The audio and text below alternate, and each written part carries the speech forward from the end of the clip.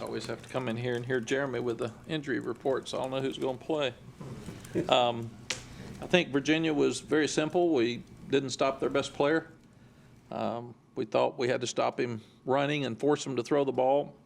And other than the 65-yard run, which is a little facetious, I thought we did a good job throughout the night, but he goes 65 yards to start the second half. And we go up 17-10 with 2 minutes and 6 seconds left to go in the first half. And then you've got to have a stop and take the lead into halftime with them getting the ball to start the second half. And they drive right down the field and score with very little time left, which is where we've got to grow up. We've got to do better. I mean, we've got to learn to answer the other side of the ball.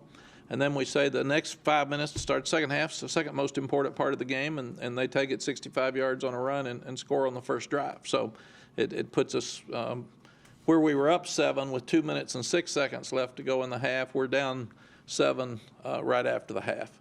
And the other thing is we didn't make 3 critical fourth downs that we've been making. And all 3 of those put us in positions where we could have won the game. And we had some drops and we had some overthrows. So it kept us from winning against a really good football team. So I'm encouraged that we keep getting better.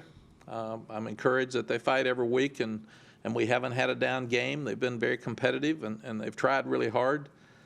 They fight back when they get down because they've been down a lot throughout the year. All those things are real positive. We've still got to make the plays to win the game at the end. And that's hopefully what we can do here the next 3 weeks. We've got a new season. We've got 3 weeks to try to finish this same thing strong, and that starts on Thursday night with Pitt. Pitt is a typical Pat Narduzzi team. They're going to crowd the line of scrimmage and stop the run, which they're doing as well as anybody in the country. They're going to try to get you in second long, third and long, and rush the passer, which they're doing with sacks as good as anybody in the country. And then they're going to make you beat them one-on-one some outside in the passing game, and that's just who they are. He did that at Michigan State with Mark D'Antonio. They're really good on defense, and it doesn't change. And at Michigan State's been the same way. They've been one of the better defensive teams and schemes from Michigan State to Pitt in the country. Offensively, they're going to be balanced, but they're going to throw the ball a lot. And obviously, people have picked on our corners. We've got to play better at corner, and we've got to play better on the fade and the back shoulder ball. And that's really, really important to us. So we're going to have to run the ball on the road to win. That's very, very difficult against them.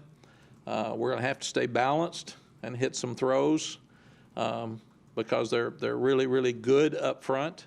And then we've got to be able to stop the run and force them to throw some fade balls and us make plays for a change, because we haven't done that. And then you've got to win the kicking game, which we've been okay in. We haven't been great at any time in our kicking game.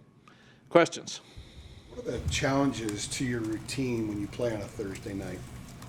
The biggest challenge is to figure out what day it is. Just like today, we're sitting here. This is a Wednesday, and it's on a Monday. Sally gets really mad at me when I'm totally zeroed in. This is Wednesday. And when she says, what are you doing today? And I said, well, it's Wednesday. She said, it's not Wednesday. It's Monday. So the biggest thing is we had Tuesday's practice yesterday, which was on a Sunday where they didn't have class, so it was unique and different. Then we have Wednesday's practice today. We'll have Thursday's practice on Tuesday. And then even in your staff meeting today, trying to figure out which day you leave Wednesday, which is Friday normally. So coaches are in such routine that you block out your schedule so much that you really just have to completely change it this week. And then you think about the kids get back at 4 o'clock in the morning, and we need them in class on Friday. So that's a challenge for them. And one of the good things is we practice in the mornings, so class is in the afternoon. So we'll need to get them to get a little bit of sleep and then get up and do their classes. Then they'll have Saturday off. And then we start next week for senior day. And the only difference in this open date before Virginia Tech and Pitt is Sunday you start over with your regular routine. If you've got Saturday game, they come off of a day off Friday and a day off Saturday to you're practicing Tuesday. So it's a real short week. That's why you had to do a lot of Pitt stuff last week. Mac, this seems like a good matchup for Sam, the way he throws the deep ball versus how they do have those one-on-one opportunities defensively. Well, what is the challenge for the passing game this week? The challenge is protection. They really rush the passer well, and they do it by scheme a lot, but they've also got Patrick Jones is 6'5", 260, and he's a great pass rusher. So that's the thing. We can't end up second long, third long. You know, we start the Virginia game with a sack. I've never seen that before. And I told Phil and the guys, come on now. We work a full week to get that first play of the game so we can get started and have a sack. We can't do that. So we've got to stay on schedule. We've got to run the ball some, even though they don't make it easy. Backs are going to have to make some 4-yard runs where we're not going to block everybody. And it's going to be really cold. We're lucky that it's going to be 30 degrees here tomorrow and 16-mile-an-hour winds, so we'll probably practice outside and let them get ready to go to Pitt. So we'll say, welcome to Pittsburgh. Here we are. But it's I think that's the biggest thing is we've got to stay balanced enough to be able to protect. We've got to stay on the head of the chains, and then we've got to hit some deep balls. Mac, you guys obviously have to win 2 more games to get bowl eligibility. How much have y'all talked about that over the past week, and as a coaching staff and to the players, how much emphasis do you put on that, or is it just something that the guys know and it just kind of goes on talking about? Because this Sunday was a Tuesday, we didn't talk about anything except Pitt. Normally what we've done is we go over, here's the league standings, here's the bowl situations and all of that. But we've got to get another win before we can start talking about having one more to go for a bowl. So we really haven't talked about it very much. They're fully aware that we need to win some more games to get to a bowl game. Mac, UNC's had good success against Pitt. Does any of that carry over when there's been a coaching change, or do you look back at anything before? I don't think so. One of the things that really intrigues me is why people have streaks against other people. Schools, not people. Universities have streaks against other universities. I never figured it out. We had trouble beating Kansas State at Texas when I was there, and now they beat them all the time. So I don't know. That one always gets me, but I would think, like we talked about the streak at Georgia Tech being very difficult for us. I'm sure Pat's brought up the streak this week, and what you do if you're them is you get tired of it and you try to change it, and if you're us, you try to keep it going. How does Sam stack up against some of the other freshman quarterbacks you've had? Sam's very much like Colt McCoy because of his accuracy. If we give Sam time, he's really an accurate thrower, and he's that way in practice. I used to sit and watch Colt throw for hours, and the ball never hit the ground. And that's what we've got to do. We've got to be more consistent catchers at wide receiver because Sam's going to put it there, and they've just got to catch it.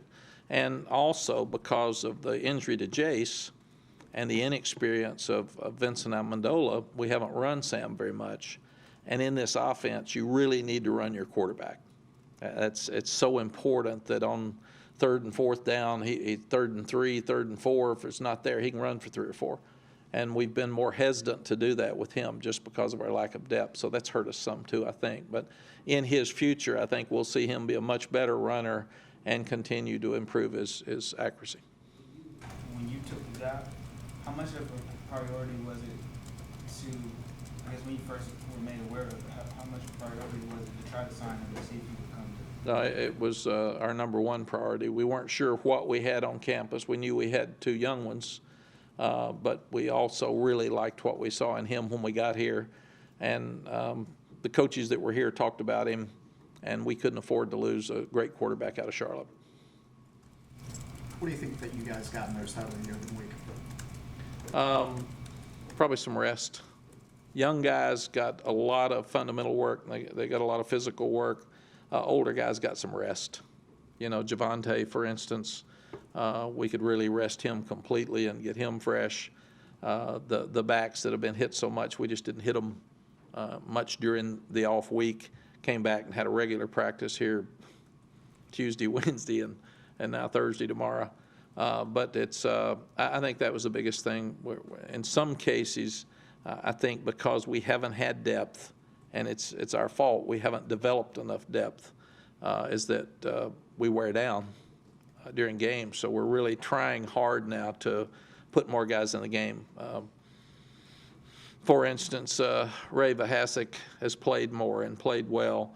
We're trying to get Jaleel Taylor in the game more so we can get some rest for especially Aaron Crawford. He played 90-something plays or something at Virginia Tech. That's just inexcusable. That's too much for especially a 300-plus pound guy. He wears down. So that was a big thing for us. Get some conditioning in, get some rest in, and keep the young ones working on a lot of fundamentals. How do you balance that when you've got guys like Crawford and Strobridge who are seniors, but you need them to win now, but you also need to try to build up behind them for next year? How do you balance that? Everything we're doing is to try to win now. We promised our seniors at the first of the year that we were going to do everything we could to win every game for you, because this is it for you.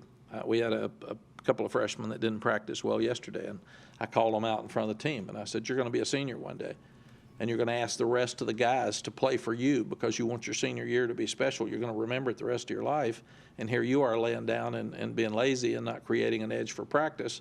That's just unexcusable and unfair. So that's what we've told these seniors. Everything the next 3 weeks is for them to try to finish a lot better than they have in the last 2 years, because they even said the senior class the last 2 years had disappointing years.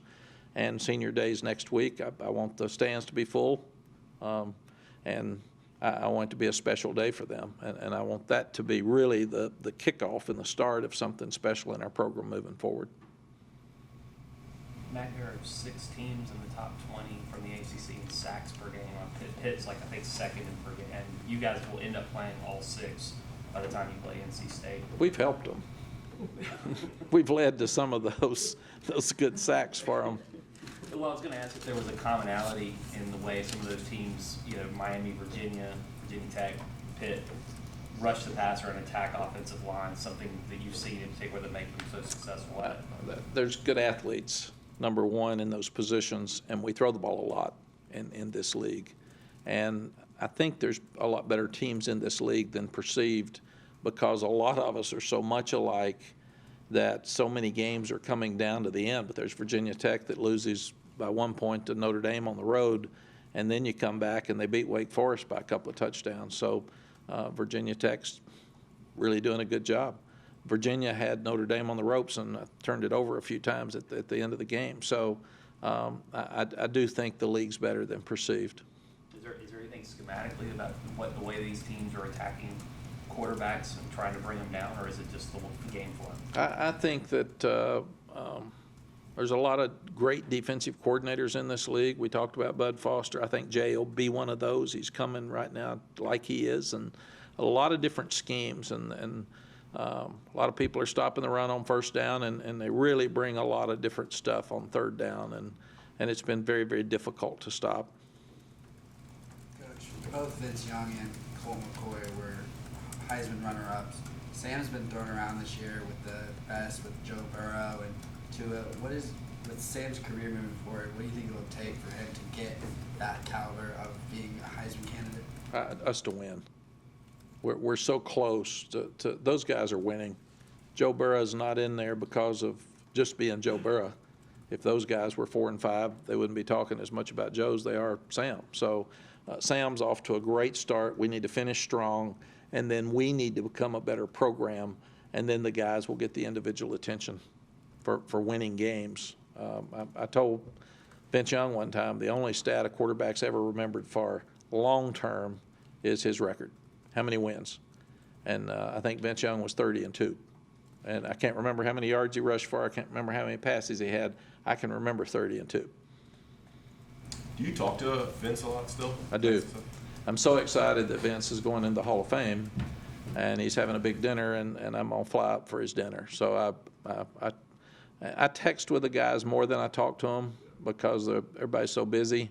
But anytime anything comes up, and with his 150 years of college football, he's on all the time. So if I ever turn on a TV and I see him, I take a picture of it right quick and say, thank you.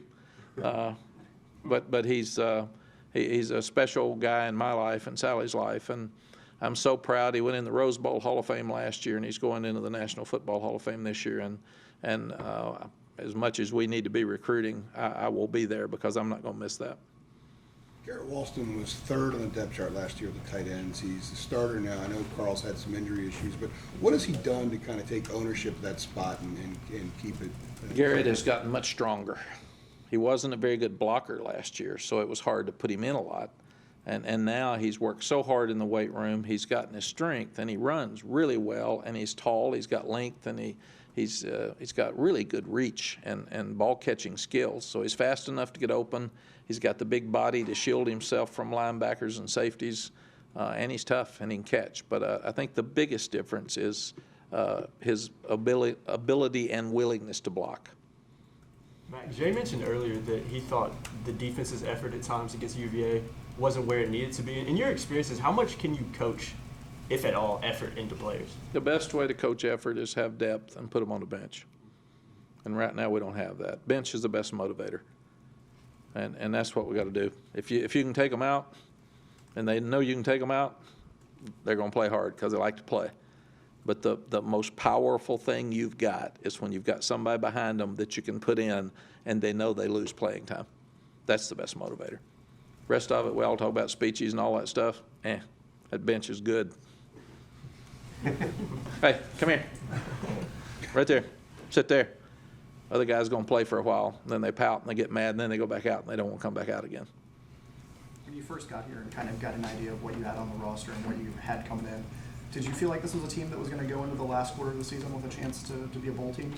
Very honestly, I had absolutely no idea what we were going to do. When we beat South Carolina, I was surprised because neither linebacker had ever played in the game. Quarterback had never played in the college game. I mean, so if you'd asked me the night before the South Carolina game, I couldn't eat or sleep. But guys just played so hard, and then we were disappointed at both Wake, who's a really good team. We were disappointed at App State, and it's a really good team. And then we got back on track. So it's been an up and down ride, but I think in every case, the good thing is these are good young people, and they've really listened and they're trying. And where Jay and I were disappointed sometimes, and when the defense didn't try as hard, sometimes I think they're worn out a little bit too, and they're worn down. They weren't worn out after sitting in the dressing room 20 minutes for that first drive of the second half. But part of a transition is learning how to play hard all the time. Sometimes they think they're playing hard all the time, but they're really not, because they have to see themselves on video before they realize. I said, is that full speed? And you can say, if that's full speed, then you're not good enough to play for us, and that's not good enough to be in the NFL. So, but if that's all you got, then we need to put somebody else in. And usually they understand I loafed. So that's the process that we're going through, and that's why I think we grow each week. Aside from the linebackers, is there another position group or maybe a player that surprised you in the positive end as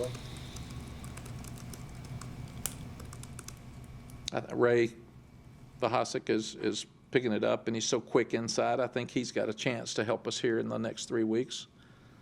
Jalil Taylor, like I said, I think they've got a chance.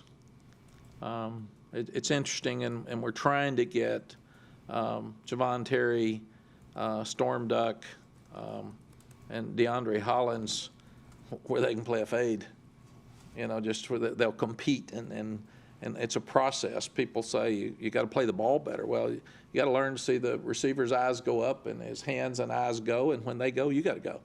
And we're not doing that very well, and Dre's killing himself trying to get them to do that. And I think we've improved in that area. But losing all these defensive backs really changed who we are defensively, because it's put Jay in such a bind. Do you protect your corners with zone, or do you try to stop the run by putting them all in and playing man, or do you disguise so much, and how much can you disguise with a young secondary? So from the Clemson game, where we've gotten a lot of people hurt, we just haven't been as good on defense, consistently good, and that's hurt us some. Offensively, I think the most improved 2 players for me, probably let's go 3 players, would be Bo Corrales, Garrett Walston, and Marcus McKeithen. We weren't sure any of those 3 would be players for us when we started in the fall, and all 3 of them have had a lot of good snaps for us. What else?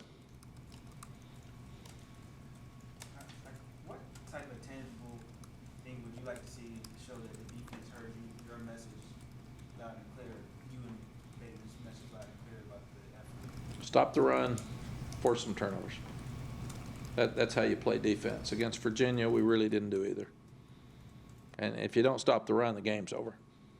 And I really thought, and it's why whoever asked the question about what I thought, the bold question, what I thought is that Virginia would have a lot of trouble running the ball, and that Bryce had not thrown the ball consistently well. And I didn't think we would be able to run the ball because Virginia was number 2 in the league in defense at that time, and we'd have trouble protecting because they had a bunch of sacks, and neither was right. We threw it all over the place, and they ran it and threw it all over the place. So I thought it would be one of those 2017 games, and it ended up being whoever had the ball was going to score. So you just never know. Mack, in the Georgia Tech Pittsburgh game last week, there was a couple of questionable calls that Pat had issues with after the game. I know you talked about officiating this year. Has officiating gotten worse over the years, or is it a matter that we have more technology and we kind of see things better now? How is that trend taking place? I think it's number 2. We know everything now because we can replay a play so many times that we know exactly what happened, and these officials are guys who have full-time jobs during the week, and they run out and they do this on the weekend, and the game's so fast now, and things are happening so quickly, sometimes they can't see it. And that's why I wish that the guy upstairs would make a decision. If it is a critical game-changing play, then let's go upstairs and get it right. And let's just stop the game. People would say, well, we're stopping the game too much now. We want the game to be right. And like I said the other day, the coaches are held accountable, the players are held accountable. To me, it helps the officials if we have that call upstairs. If it's an absolute pass interference call and the guy on the field misses it, call down and say, I got video here, it's pass interference, throw the flag. And that's what I wish we would do. I think that's the only way to get it right. If not, every Sunday, because of human error, we're going to have plays that make a difference in the game that are missed calls. And when your team's like we are, because we're not better than anybody, we're just like everybody, a call or two will make the difference in whether we win or lose a game. And we've seen that. And it just kills you. So we may turn in 5 calls a week that were missed. They're game-changing calls. And they say, yeah, sorry, we missed it. Yeah, well, good, I'll go throw up. I mean, come on, man. But that's what it is. So I'd like to see us have more help for the officials upstairs. I love the officials. You got to give them credit. They don't get paid a whole lot, and they work themselves to death, and they fly all over the country, and they work really hard, and they've got impossible jobs. I mean, there's sometimes, as long as I've coached, I see the play, and I don't know what happened. And I can look up to the Jumbotron and say, hey, man, they will not look. I promise you that. I said, right there, he just dropped it. Man, he dropped it, look! And they will not look. They won't speak either, by the way, or look, but they have hard jobs. Should they be full-time, especially with staffs having officials at practices in the spring and every day in August? I don't know with money issues like we have in college sports that we could afford to pay officials full-time. I think that would be the question.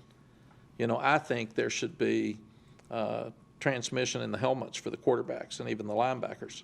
There is in the NFL, but we don't have it in college football, and you know that the NFL coaches and players are further advanced than we are. So why couldn't Phil Longo talk to Sam during the game to help him? And the reason is it costs too much money for all 130 schools to buy it. So we've voted it down. To me, let the ones that can afford it buy it. And it helps our game. Same with linebackers. With tempos going so fast, you'd love to have your defensive coordinator talking to your linebacker to get them lined up right. And I think that would really help as well. ESPN put out the results of its survey of Power 5 coaches, just talking about the college football playoff and everything last week. I was just curious if you looked that over, if anything in there was kind of eye-opening to you at all. I really didn't. I had to do that for 5 years. And in fact, they would ask me, my projection for the playoff next year the night after the national championship game, and I said, man, I hadn't even gotten to sleep yet. Give me a break. I don't even know who the quarterbacks are. I don't know how it'll come out, but their questions now after my 5 years in your seat are, who's number one? Do you give Ohio State the number one spot because they beat Rutgers to death, or do you give LSU a jump because they beat Alabama? And then the second thing is Clemson's in there for sure. They look good. So then what do you do for number 4?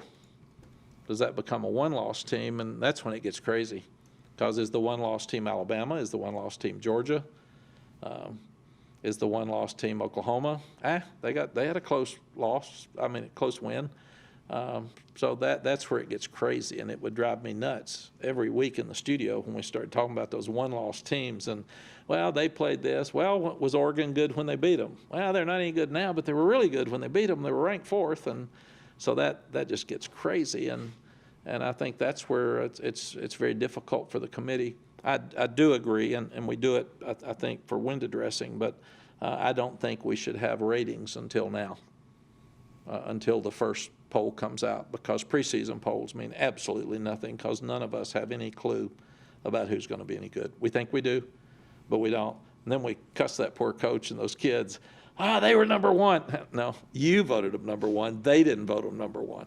They didn't think they were any good. I've been in some of those teams where they said they voted us number one. Oh my gosh, they hadn't been at practice. What else? Going back to the missed calls thing, what is the most angry you've ever been with an official? Oh boy, lots. I've thrown hats. I've thrown headsets. They're more expensive now, so I probably shouldn't be throwing them. I'll lay them down, I guess, if I get mad. But I can't remember. 31 years as a head coach, there've been a lot of mad. I've been mad at officials every game I've ever coached, I think, at one point or another. So yes. Coach, how much, like Clemson was ranked number 5, and they probably think they should be in that top 4. How much do you think that ranking went into their, I guess, motivation to beat NC State so badly? How much do coaches preach that to their players? And Yeah, I was worried when we started the playoff and the committee that it would push coaches to beat somebody as badly as they could, and I think it does. Right now, everybody's trying to impress the committee, and the difference in the 1 spot and the 2 spot's huge because of where you play. It's huge. It's not big. It's huge. So you get that, quote, home field advantage if you're 1. And the other thing that you look at, we've seen Clemson. I called Clemson losing to Syracuse, and I know they were in the playoff that year. I saw them lose to Pittsburgh, and might have won the national championship that year. So Clemson normally doesn't play as well early as they do late, and I think you all, media, whoever that is, has been very, very unfair to them, and I think it was because of our game. I think people thought we were bad enough. When that game was close, Clemson must not be any good, and that's very unfair to them because they've played some close games early.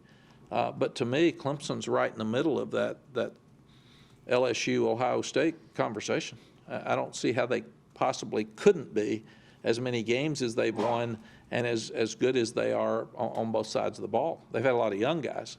But if you look at Dabo's teams, they get better as the year progresses every year. So everybody better look out because I think they're not peaking, but they're headed and they got a strong trend up. And as a coach, you don't even have to say it. They read. They know when they say they're 5th. We're 5th. What do you mean we're 5th? We're undefeated, man. We won 31 straight games or whatever it is. That's motivation enough. All you have to do if your Dabos walk in and say, guess they don't think we're very good. Maybe they're right. I don't know. We'll see. We'll see Saturday night. That's all you have to do. It doesn't take much. What else? All right. Thank you all, and we will see you Saturday, or Thursday night. Thursday night. Sure we know what day. It'll be Saturday, it'll be Saturday. It'll be Tuesday, It'll be Saturday. it'll be Saturday for me, but it'll be Thursday it'll actually be Thursday, so. It'll be Thursday for Sally. Saturday. It'll be Saturday for Thursday. That, you have to flip it backwards, so that. And I do think it's gonna be 27 to 30 degrees, so Yep. dress up. Bundle up. I heard the press box is closed. Long Johns. I might go to the press box. Thanks, Chris. Thank you.